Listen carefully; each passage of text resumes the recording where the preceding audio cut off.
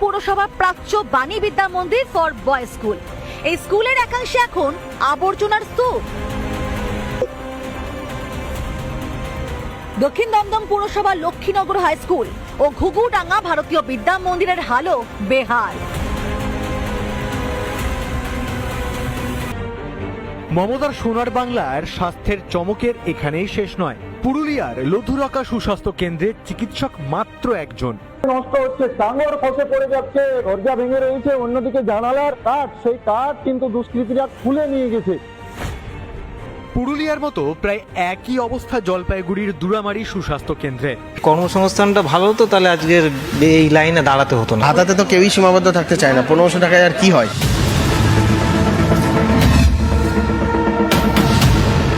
বেকার ভাতা পেতে প্রতি বিধানসভায় লম্বা লম্বা লাইন, তাতে দাঁড়িয়ে রাজ্যের বেকার যুবক যুবতীরা।